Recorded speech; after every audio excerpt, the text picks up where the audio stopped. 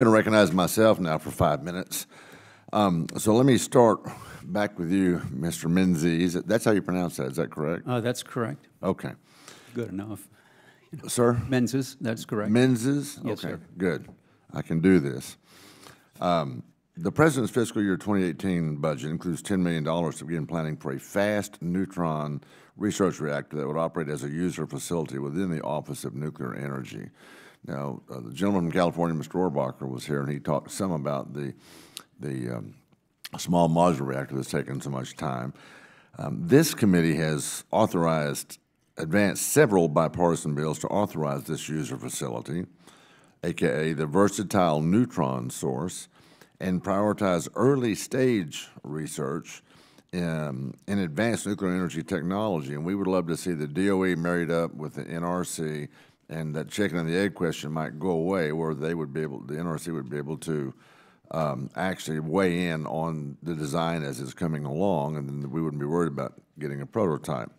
Nonetheless, the last Congress, my bill, with the chairman's help, the Nuclear Energy Innovation and Capabilities Act, passed the House 3 times and has already passed the House as a part of Chairman Smith's comprehensive bill legislation, which is H.R. 589. Most recently, the committee advanced my bill, H.R. 4378, the Nuclear Energy Research Infrastructure Act, to authorize funding to complete this project that I'm talking about. The House-passed Energy and Water Appropriations Bill also devotes $35 million to kick-start this project. Based on my extensive conversation with stakeholders, I think it's critical that we start construction on this user facility as soon as possible, or American companies you referred to were able to manage risk and able to be in the best position to be the global leader in energy. Those American companies will be forced to conduct research for advanced reactor technologies overseas. We don't want that. So will you commit to work with me to ensure that this project is a top priority for the Trump administration? Yes, sir. That's easy enough. So we might have to borrow the money from you, but I'm glad you're so amiable. In my bill, it sets a target to complete construction on the versatile neutron source by 2025. In your opinion, for us to be able to hit that target, what resources are required to start and complete the construction of this project so that we don't wind up with the problem we had with the small modular reactor? What do we need? Well, having just returned from INL, where I saw the advanced test reactor that celebrated its 50th year, it continues to be the leading reactor that businesses and other countries come to test new fuels and materials. It is a thing to behold. They are very excited about the prospects of Congress taking action on your bill, and should Congress find the resources, I think that the scientists there would look forward to to implementing the provisions of it. As we've heard from other members, part of the process involves the regulatory review of any nuclear facilities for health and safety at the NRC. So we would have to work with our sister agencies, to ensure that there would be sufficient processes and resources available for both to work, toward accomplishing the goals in your bill. Has Secretary Perry been briefed on the bill? Is he aware of it? I'm not aware if he has been briefed specifically on the bill. I know he has been briefed certainly on the nuclear issues and the priorities of the administration. Okay. In this committee, I've got less than a minute left. So, in your opinion, how does this administration, this is a question for both of you, define early stage research? Thank you, Mr. Chairman.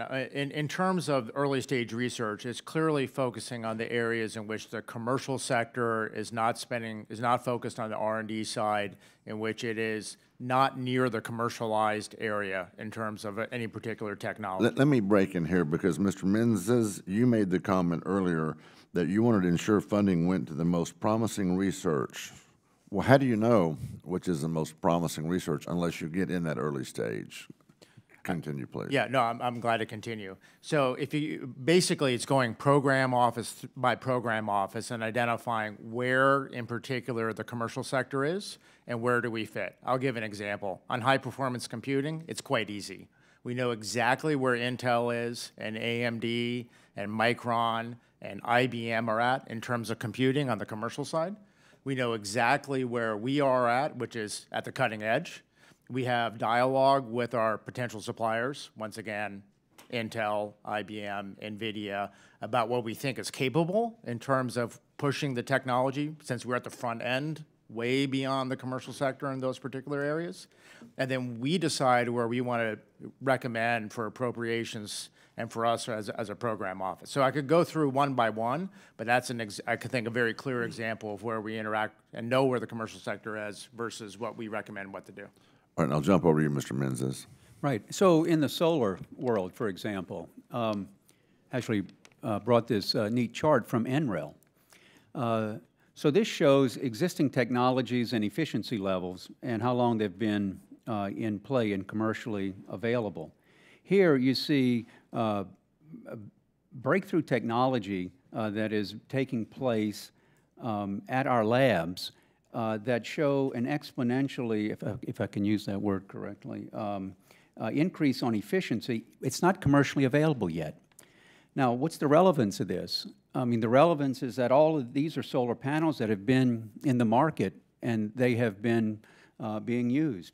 This potentially is breakthrough technology. There won't even be solar panels anymore, to give you an idea.